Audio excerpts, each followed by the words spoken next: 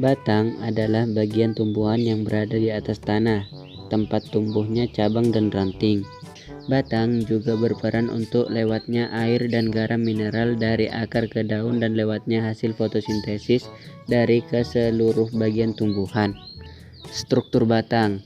Berdasarkan anatomi, struktur batang ada 3 jaringan, yaitu epidermis, korteks, endodermis, dan stele. Epidermis merupakan batang yang tersusun dari sebuah sel rapat tanpa ruang antar sel berkutikula. Fungsi epidermis sebagai pelindung dari bahaya kekeringan. Pada tumbuhan dikotil memiliki lapisan epidermis berupa kulit kayu yang berbentuk dari jaringan gabus. Korteks merupakan yang tersusun dari jaringan parenkin yang berkloroplas. Sel-selnya berdinding tipis dan tersusun tidak beraturan dengan ruang antar sel yang lebar. Daerah di luar korteks yang berbatasan dengan epidermis terdiri atas kolenkim atau serabut.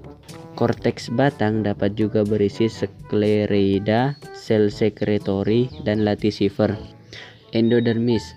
Batas antara korteks dan stela adalah endodermis. Endodermis batang berbeda dengan endodermis akar. Sel endodermis terdiri atas sel hidup yang berbentuk silinder kosong. Dinding endodermis struktur yang khas dan khusus. Pada dinding menjari dan melintang terdapat penebalan lignin atau zat kayu dan suberin atau zat gabus.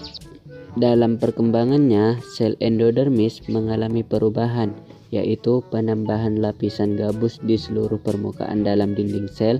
Selanjutnya diikuti penambahan lapisan sekunder dari selulosa. Stele atau silinder pusat.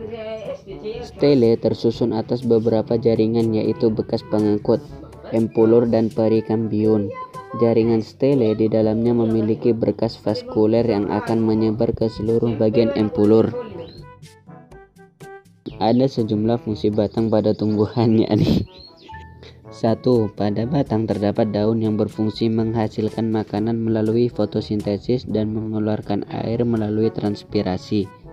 2. Sebagai penopang tumbuhan sehingga dapat berdiri tegak. 3. Sarana lintasan air dan mineral ke daun.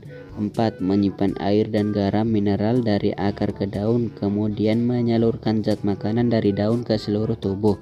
5. Mengarahkan tumbuhan agar memperoleh cahaya matahari yang cukup. Faktor yang menyebabkan pengangkutan air dari akar menuju daun antara lain: 1. Tekanan akar. Pergerakan air dari sel ke sel lain secara osmosis menimbulkan daya dorong yang disebut daya tekan akar. Daya tekan inilah yang mendorong air masuk ke silem pada batang. 2. Air yang terdapat di dalam silem dapat mengalir naik sampai ke daun karena adanya daya kapilaritas silem. Daya kapilaritas menyebabkan suatu zat cair dapat merembes dari bawah ke atas. 3. Di daun terjadi penguapan air yang disebut transpirasi. Transpirasi akan menarik air yang terdapat pada batang dan akar. Untuk menggantikan air di daun yang menguap ke lingkungan, daya tarik yang ditimbulkan oleh transpirasi disebut sebagai daya isap daun.